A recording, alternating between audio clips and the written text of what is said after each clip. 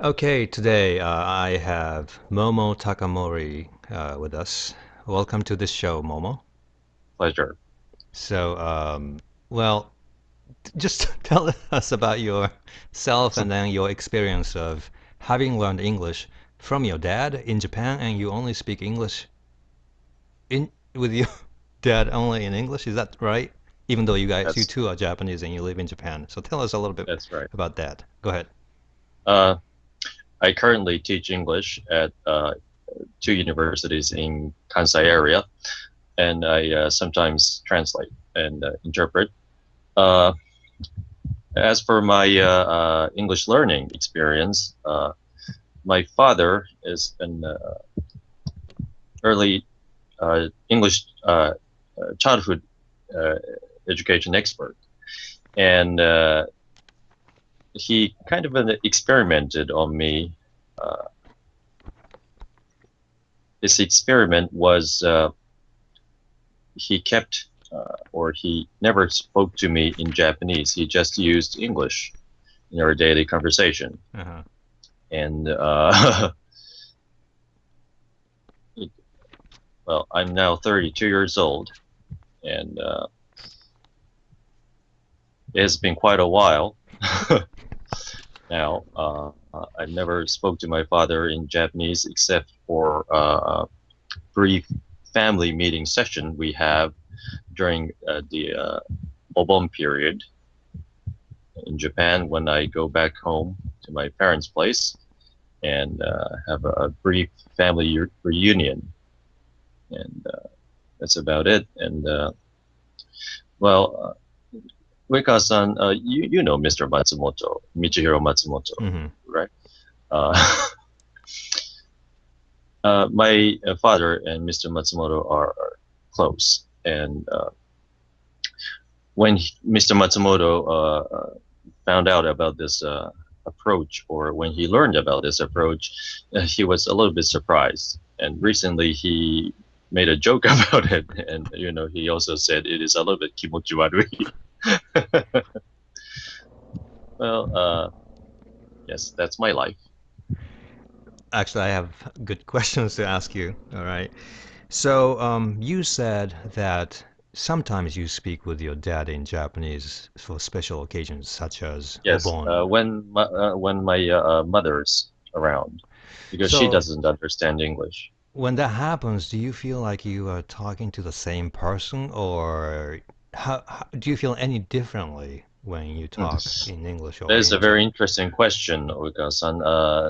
Nobody has ever asked me that question before, and yes, it does sound a little bit. It doesn't. It does feel a little bit weird, and but it seems like we're both playing a certain role, not as father and son, but as someone who is trying to make a conversation in the presence of someone who doesn't understand English. Oh, okay. So it's like a forced, kind of unnatural uh, feeling to it when you try to speak Japanese with him. Well, I get, you get used to it, Oh, and okay. I'm now used to it.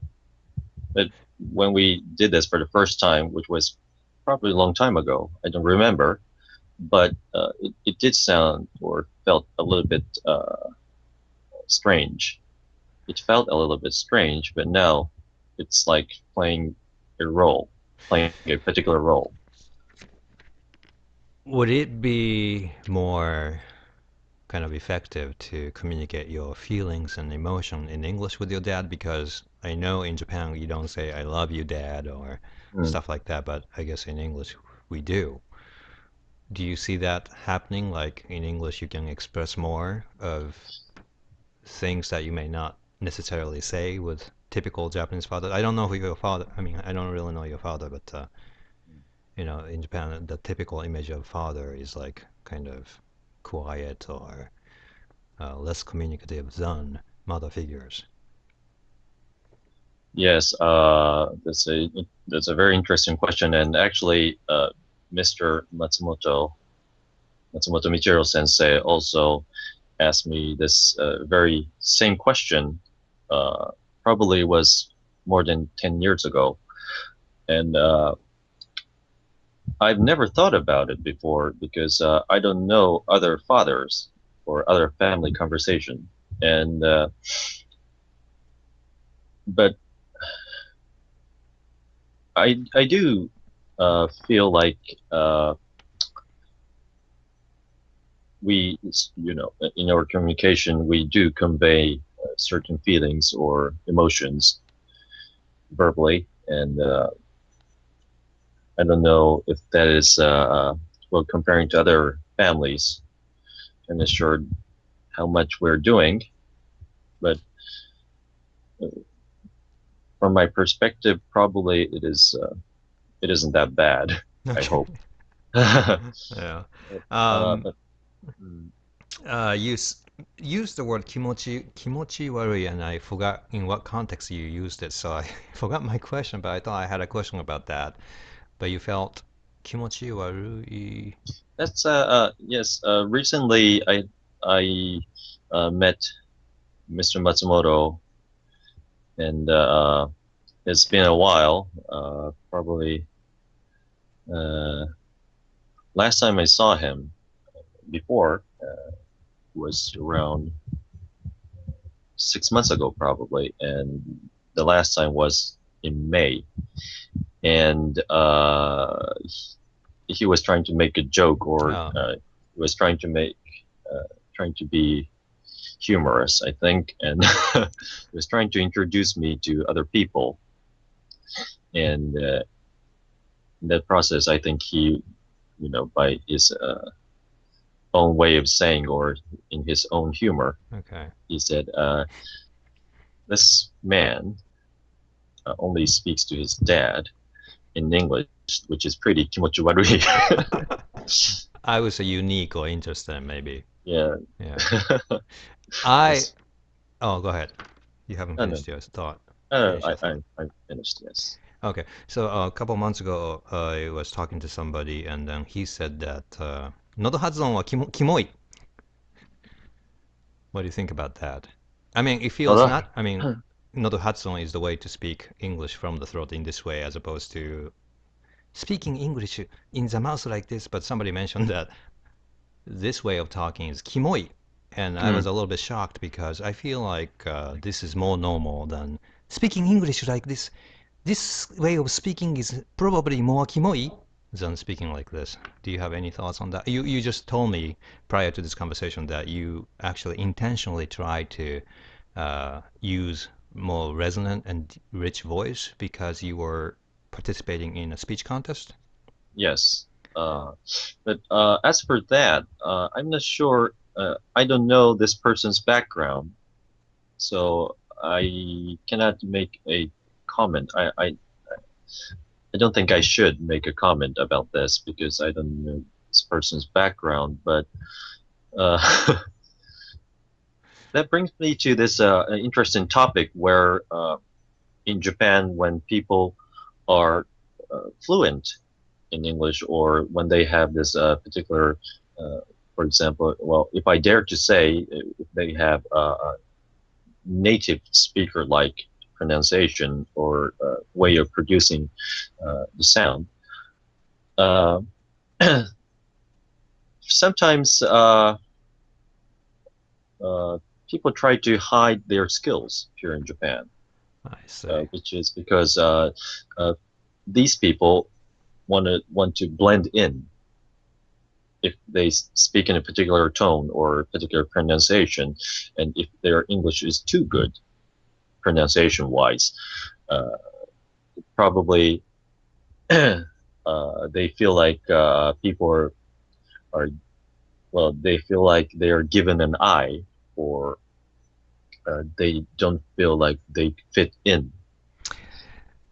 Partly also because when we speak with this kind of voice, very resonant voice, that kind of is associated with undesirable features, kind of metalinguistically, um, like 横柄な感じ. Mm-hmm. Or it's a little bit like Yakuza-like way of talking, you Yakuza know, like. or 不良少年. Mm. So this way of resonation is kind of incompatible with the cultural, thing that's expected from Japanese speech. So that's how you have to kind of compete, decide what is appropriate in what situation. I think that's true. I've had that. I've had a lot of experience, which I felt really awkward, and which I was forced to think that I wasn't behaving appropriately because wherever I went with my father in my childhood life, he kept talking to me in English, and I had to respond in English, and that gathered a lot of attention because I come from a very small town, a town of only 5,000 people, which basically people knew each other. Everybody knew each other. It was a very small town, and if you do something like that, I mean, having a conversation between two Japanese people, having a conversation in English, not Japanese, then that certainly attracted a lot of attention. And well, some people said, well, that's fun. Some people said, what are you doing? And this is not about pronunciation, but communication in general. But I felt like I'm not. I felt like I had to make more effort in order to fit in. So sometimes when I was a child, I pretended like I didn't understand English at all. We call it trauma. A lot of Childhood trauma. childhood trauma, but I hope you recovered from it because now you can take advantage of the fact that you are bilingual, and you are you have the advantage of being able to communicate with English speaking world as well as Japanese world. So that's great. Finally, I was just curious, where are you from? You said you're from a town of a very small Yes, population. I'm from Okayama. Oh my Okayama. gosh. Okay, so that's Yes, consistent with my theory that's right. of That's right. I'm yeah. actually one of the lucky ones because if you're from Okayama and if your name is Momotaro, then people would immediately associate this prefecture with my name. Right, It's like, oh, that's consistent, and right. that it's natural. Well, there's nothing natural about it, but still, I I know some people, some Momotaros from Gifu Prefecture and also from Tochigi Prefecture. Hmm. I don't know them in person. I've heard of. Yeah. I think people who are listening to this, if they happen to be foreigners, they may not know the association between Okayama Prefecture and Momotaro, but is is it just because there are lots of Momo in Okayama? Or Momotaro really is from Okayama? I'm not exactly sure, but I think it's because you guys grow a lot of peach in Okayama, right? Well, maybe so, but there are so many stories for uh, not only peach, but also there are legends about this. And actually, one story is about war. There was this huge battle between this. Okayama used to be a kingdom, which Hmm. was called Kibi Okoku. And here in Japan, long time ago, our history is well, Japan wasn't this unified from the get-go, from the very beginning. It was divided into several kingdoms or countries, and in the process, one nation fought another, and they fought each other, and then gradually, Japan formed this state of being unified. And someone said Momotaro legend is about this general on the emperor's side from Yamato no Kuni, uh, trying to conquer this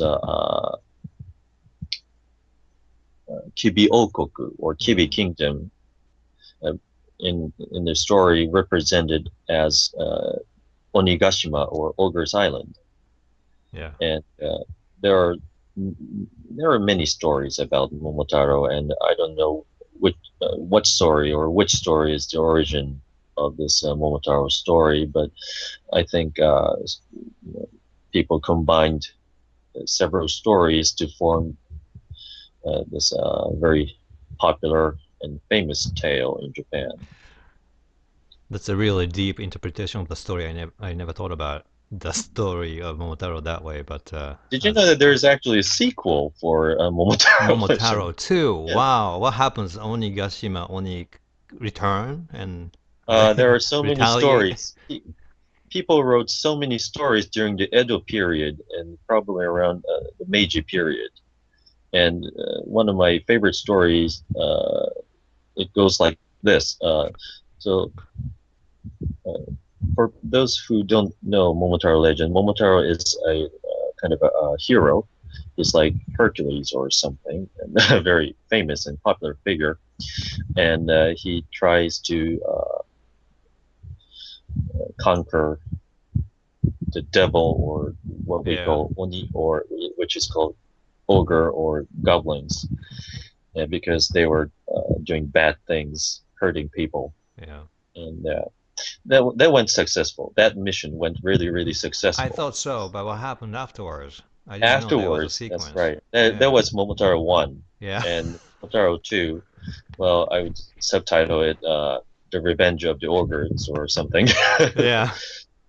But after that, well, after their defeat, ogres tried to seek revenge, and they sent their leader's daughter as a maid of Momotaro's household. And well, practically this maid was spying on Momotaro. And she was not only spying, but she was instructed to kill Momotaro whenever possible. I'm pretty sure that she was a beautiful spy. Probably. It would make a good storyline. That's right. But, well, she was trying to kill Momotaro whenever possible, but Momotaro was such a nice person, and she was so she didn't I don't think she fell in love with Momotaro, but she did come to respect Momotaro very deeply. Right. And now she was torn between her father's order, between loyalty to Momotaro, Right. and eventually she killed herself. And after she killed herself, Momotaro understood what was going on. And this father, the daughter's ogre, the leader of these goblins, they both regretted this sad incident, because Momotaro, on Momotaro's side, he thought, or he regretted having, maybe he didn't. The story doesn't say Momotaro killed the ogres, but probably there were some overkill. And on the ogre's side, they felt really sorry for the loss and regretted that they fought Momotaro in the first place, or did terrible things to people. Yeah. So they decided not to fight each other again, and that's it. It is a sad ending. It's a sad ending. Yeah, it's a very sad ending. Yeah. It's interesting to add a sequel to a story like that everybody knows, and it's just probably so one way to be creative. Yeah, interesting. Can I come back to the issue of how I guess I shared this with you earlier through a private message. I said that people from western part of Japan, like yourself or like myself, I'm from Hiroshima, we tend to speak better or more native-like English, or there's a lot more likelihood to be able to do this if you are from western part of Japan, which is my theory. But I was a little surprised that you came from Okayama, and I mean, which is consistent with my theory, because I thought you were from like Kyoto or something, but you are from Okayama. Yes. And I think you said that in your experience also you have met many good English speakers from western part of Japan. So do you agree with my assessment? I think there's a very interesting hypothesis, which needs to be tested, of course, but uh, not, this is not only about pronunciation, but people from western part of Japan uh, tend to be good, or if they practice hard enough, they they tend to be uh, good speakers of English in general. This is what Mr. Matsumoto says, uh, and he says that the reason why he's so fluent in English is because he's from Kansai area, in particular Osaka. And Matsumoto Sensei says Osaka people or Osakans have what it takes to be good speakers of English. And I also find that very interesting. According to him, Osaka has this boke and tsukomi bunka, which is just like debate in the United States or in UK. You make your statement, but it's always refuted. Right. So I'm now talking about not about pronunciation, but English or English communication style in general. But this is a very interesting subject matter to research because there is something about the western part of Japan, Right. which is really which makes people good speakers of English, I think. More like open to communication and Not only yeah. in the area of pronunciation, but English communication in general, perhaps. Right. My theory is that in western part of Japan, the western part of Japan, we speak in syllables that are really the structure of which is very similar to Chinese or English. You speak Okayama Ben, I think, right? And that's pretty Yes. similar to Hiroshima Ben. And I can give you some examples like, わしらはね、こげがね、喋り方しょるじゃろ。じゃろ? And that sounds awfully like Chinese or Mm, kind of English, I think. This intonation driven syllables like, mm, ほじゃ、ほじゃったら, as opposed to, だってさ、僕さ、平らな言葉じゃん。mm, mm, mm, mm. だけど、ここに、you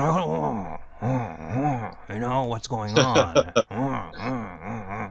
And like this syllable has its own meaning in Hiroshima, for example.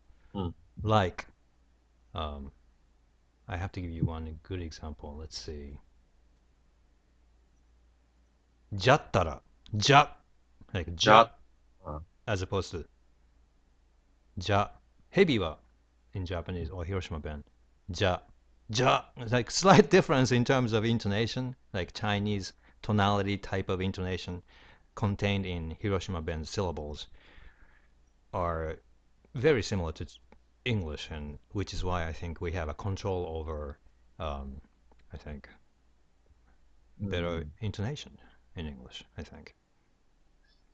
I've never thought about this before, but now that you explained, there's pretty persuasive theory. Uh, it's a very interesting theory. Yeah. And you can immediately tell when you talk to other Japanese speakers of English, focus on the tonality within the syllable. Okay, Mm-hmm. like what? Okay, what? People from Tokyo will say what, like very What? flat. What? We say what? そう How? だ How ろ are you? As opposed to how are you? Yeah. But that's how standard Japanese sounds. That's That's true. how standard Japanese sounds. Isn't そう that です true? ね。だけど広島とかだったら僕の喋り方そうだろう。それにね、わしらはね、喋るスピードも遅いんじゃ。And English is actually very slow, don't you think? Yeah. People at izakayas talk like that. そうだろう。いや、だからわしもね。Maybe izakaya in Okayama or like countryside. Yeah, even in Osaka. Yeah. Koreans also talk like that too.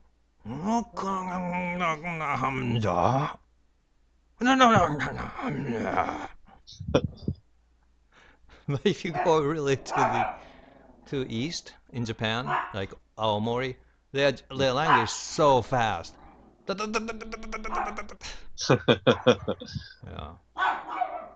Yeah. And even dogs.